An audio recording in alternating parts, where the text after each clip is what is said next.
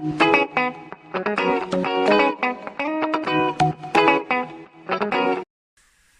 visuals, welcome back to another edition of the Visual Guy podcast. Bear with me while I try and get the mic a bit more centered so you can hear Chris's voice. Hello guys! Chris, who was just fucking annihilated a load of chicken. I have hot and spicy chicken. Well, I don't think I like hot and spicy. I like chicken. Oh, and apparently Ellie's in the room as well. No! Shush! It's because Chris stood up and she got excited. Shut up! Get away. I'm getting myself sorted. Shut up. Sure, we've done that before we started, like, but never mind. Yes, yeah, where the fuck was I? Oh, your chicken. Talk about your chicken. That's what I was going to talk about today. The thumbnail and the picture I put over the top was... Chicken. I can put chicken in it. I don't actually know if you're a big fan of this genre, but I've been going sick the past week on war films. I don't mind them, but I basically, when you're seeing them all, they're kind of like... No, definitely not. Because the war film, I watched it on Tuesday night and I just watched it again on Wednesday night back to back, and it's Fury with Brad Pitt. Have you seen it? No. Have you not watched Fury? No. Oh my god, mate. Well, that's the reason why I just disagree with you there, because when you watch this film, you'll realise, oh my fucking god, it's on for 2 hours 10 minutes. Brad Pitt, Shia LaBeouf, what's his name? Michael Cena. You know the guy that's in like Ant-Man and stuff. And he's an End of Watch, the Mexican guy. Yeah. So fucking funny. Not in this film, he's not funny, but it's just a fucking. I watched it like I said back to back, and it's just, I've seen it at the cinema and everything. I'm like, this is one of my favourite films of the past God knows how many years. It's all about a tank. I guess, spoiler alert, I'm not going to get into loads of details because I really want you to watch it, spoiler free. It's all about the tank platoon and stuff, and obviously they're up against the German Tiger tanks and stuff. But there's great scenes where Brad Pitt's got to coordinate all these tanks to work as a team to take on like this one single Tiger tank in a field, and like they're right next to each other, moving like 5 miles an hour. The cannons are fucking going off. It's sick, and it's proper hell raising and chaotic and minging and shitty. But every time they get out of a battle, they're covered in blood, they're dirty and that. And they're just shit and they go, best job I ever had. And you just feel this sense of brotherhood and bond and stuff. Like when the new recruit comes, Brad Pitt's like, that's home, and it's like, oh man, I love this film. I love everybody in this film. Brad Pitt gets naked for a sec, well, topless, and he's muscly as fuck. Just everything about the film is amazing. I couldn't recommend you. I've just started Sabrina, right? And I haven't yet. I know you need to watch it, but I would more than happily tell you to go fuck Sabrina off to stick Fury on for 2 hours. It is so fucking good. I would knock a lot of the MCU films off to stick that film on. Really? Yeah. Oh man. Not all of the MCU films, but when you watch it, you'll know what I mean. It's Shia LaBeouf, because Shia LaBeouf's a mint actor, right? Yeah. And it's Shia LaBeouf at one of his best performances ever. Brad Pitt's always class anyway. Shane from The Walking Dead, he's in it. He's fucking crazy. He looks like he hasn't brushed his teeth ever. It's mint. But I compare it up there. Oh, is that your car? No. Oh. Just checking. I compare it up there with Saving Private Ryan. Yeah, I enjoyed Saving Private Ryan. Saving Private Ryan's fucking mint. Did you think it was Matt Damon or Tom Hanks at the end? Oh, at the start and end, the old bloke, when you first watch it? Dude, it's been fucking ages since I watched it. I'll definitely watch that again then. Obviously, it starts with a man, doesn't it? And then he's at the graves and shit. But it turns out that it's... who the fuck's ringing me? 118 Oakland Drive. Oh, I should fucking say that. Fucking hell. Gav. Fuck me, everybody's fucking trying to get on to me at the minute. Saving Private Ryan starts at... it starts with the old bloke seeing the graves, and obviously the camera zooms into his eyes, and we see Tom Hanks' eyes. And at the end it does the same, but obviously it's Matt Damon because Tom Hanks dies. Yeah. That's such a fucking awesome film. It is. I enjoyed Saving Private Ryan. Did you have It's been a while. It's been a while since I've watched I think the last film I watched was Dunkirk. Dunkirk was fucking... Oh my, Dunkirk was beautiful. Dunkirk like was I said to you when we left the cinema, I'm like, I'm sure throughout the majority of the film there's that ticking clock. And it was just... kept me on edge. The second we sat down, you hear the planes, it starts off in the streets, and that you got an English soldier running back and the Germans are closing in and stuff. It's fucking beautiful. Yeah, it was. I haven't watched the other film. What was the other film? Which other film? It came out not long after it. But it was basically on the same basics, but it was before Dunkirk. Is kind it? of thing. I don't know if it's if it's the same Dunkirk. There was Hacksaw Ridge with Andrew Garfield, amazing war film. No, it wasn't that. There was the 9/11 war film with Chris Hemsworth, 12 Strong. No. Another Dunkirk film. It was basically before Dunkirk. I can't remember his name, but he played fucking Guy back in the day. He played Guy back in the day. Winston Churchill. Yeah. Churchill, Darkest Hour. Aye. With Commissioner Gordon, Gary Oldman. That's the one. Yes, that was a fucking... I haven't watched that. See, technically that's more of a biopic, but it does have a shitload of war, and it shows, you know, we shall fight them on the beaches, we shall, you know... Yeah. Oh, that's a great film you need to watch. But like, yeah, if you compare these films that I've just labelled and named then, they are so different. Black Hawk Down, amazing film, different. It's all about in the war in Africa and stuff. You got the TV series of The Pacific and Band of Brothers, both fucking unreal. I think they're not even that long. It's another show you should quickly just knock out the park. I personally prefer the Pacific just because I pretend to be American, and that's them. Yeah, that's the Americans against the Japanese. Whereas Band of Brothers is, if I can remember correctly, I think it's British troops. Yeah, I'm sure it was BBC as well. But the Pacific was fucking class. Just the one season you could smash it right off. Yeah. I don't really watch a lot of films. I do watch a lot of films, but not war films. I love war films when they're done like that. I can't even think of a war film apart from maybe Jarhead, which I think was Jarhead was just, I don't know, not much happened, and then all of a sudden there was a little bit happened and it ended. I think it showed you more what it's like in the mindset and what it's like to be over in Iraq and stuff like that now. Yeah. Because that person that was just ringing me then, he's served in the army. Oh yeah. That was the thing, and he's told me all the crazy stories. American Sniper. Have you seen American Sniper?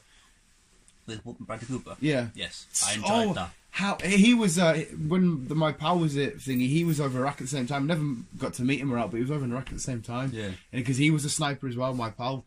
American Sniper was fucking mint, I enjoyed wasn't it. it? American Sniper. It was like a mint film. That. Yeah, the way that shows you everything and the grueling atmosphere and the tension and the drama and the nervousness.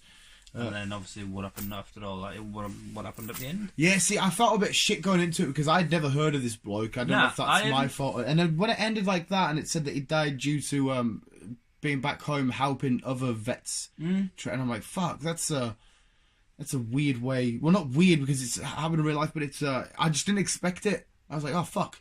And then I seen all the American. That's when I got my American flag, which isn't waving around at the minute. It's in the drawer. The American Sniper was class. Yeah, I did enjoy that. Wasn't there a British guy that did something similar as well? It could have very well been. I don't know. Well, a sniper guy. Yeah. I'm sure I heard somewhere there was a British guy that did something similar. It's so funny trying to talk war with people that have actually been to war and army and stuff like that, because I get so much wrong, because I don't fucking know. Like I said, it's all just what I see on the TV and films and shit. And all the shit that my mate at work tells me that, no, it's actually like this, it's like this, and it's like, fucking hell, man, I don't know anything then. But he said American Sniper pretty much got everything spot on. Did that? Yeah, but he was obviously for the British, but he says it's all pretty much the same. You should definitely spend a good day just watching all these classic war films. Fury, I reckon, like I said, in fact, I really, really urge you. If I had one wish right now, it would be the second that you get into your house, you put Fury on. I think you'll text me and say, Dan, you are not wrong about this film. It's just so fucking mint. I'll have to give it a watch then, since you're loving it that much. Yeah, mate, honest to God, pal, I had to stop about 4 or 5 times just to quickly beat one out. That's a joke, but that's how I probably felt. is a joke. It's just, oh man, it was so class. And yeah, war films have always been a film that I absolutely adore. In fact, yeah, the only war film I've watched with you is Dunkirk, I think. Yeah, that's enough of, yeah, it is. And then any other sort of like war film is like fantasy war films, you know, like back or like back in the Middle Ages type stuff. I really want to go see the new Robin Hood. There's something about that that just seems so intriguing. See, I don't know. I'm not too sure about that one. You know? No, because I've seen them. Well, fucking how many remakes? Well, they had one with Russell Crowe. Was that just called Hood or something like that, or maybe it was just called Robin? Yeah, one with Russell Crowe. Russell Crowe. They've had the one from ages ago where they filmed at Hadrian's Wall. Sorry, I've seen them all. And they had animated ones. Yeah, but this looks different because it's got different aspects in it. It's got Little John. He's played by Jamie Foxx now. You've got this whole weird urban explorer type style in a parkour of Robin Hood, like the scene where he's coming out and he's whoosh, and he turns and whoosh.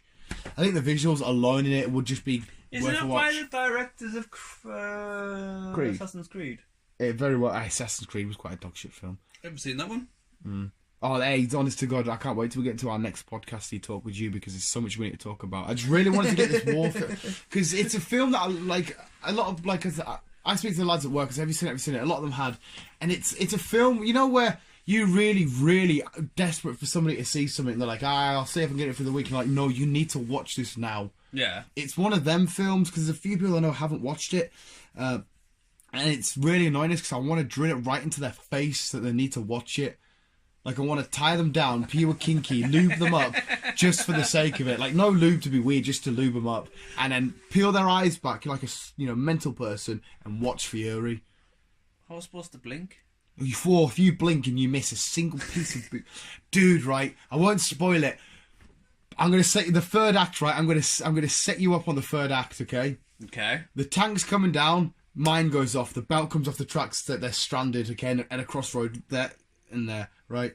They're stranded, they're trying to fix it. One of the lads goes on as he looks around, sees 300 SS German soldiers on their way, singing, marching, enjoying, powered up, and they're like, what the fuck do we do? So there's this one tank with a bit of ammo, few guns attached to it, it can't move anywhere, 300 SS soldiers on their way. That sets you up for the final and third act. And oh my God, dude, it's for about 40 minutes. It's just, oh no, I'm going to have to watch it again tonight. I'm going to have to watch it again tonight. It's, oh fuck. Right, I'll give it a watch.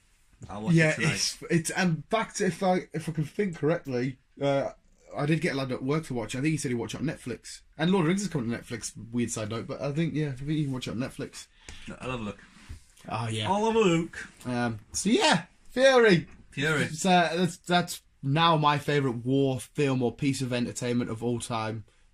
Saving Private Ryan's clearly up there. American Sniper's amazing. Platoon, an old war film which is amazing.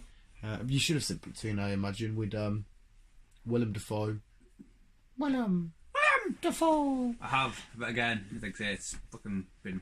You definitely should. It's very, like I say, it's very rare I watch war films, and if I do, well, no, not just that. You definitely should watch films more than once. Like, I know sometimes you said to us you don't like doing it. I don't really like watching films once I've seen it. But there's a second, like, I mean, fucking hell, I can't tell you how many times I watched Lord of the Rings or most of the MC. Fucking Spider-Man Homecoming about a month ago, I had a weird habit. I watched it like 4 times in 1 week. Just sit there. Like, sometimes I would just be his background noise. I'd be playing the DS or whatever. But it's just, films when you really love them and then you kind of see so much more that's going on. Yeah. Some films... I don't know why, it's just like... Hey, no, fair enough, because you know what's going to happen, but... Yeah. Some films I can't watch more than once. Usually it would be a horror film because all the tension's immediately lost. Or any, suspense films where, like Gone Girl, I've only ever seen that once. I've only seen that once, I didn't really enjoy it. Oh, see, I fucking loved it. But regardless if you liked it or not, but I loved it. But I don't think I could watch it again because I know the crack. I won't be on the edge of my seat. Like, why is she doing this? Why is she being crazy? Why is there loads of stuff in his shed? Right? Why am I seeing Ben Affleck's dick? Not that I'm complaining. You see his dick and he's jacked up for Batman. We're currently watching The Rock. I sent a picture of him holding his baby gun on Instagram. I was like, I would not fuck with him. Nope.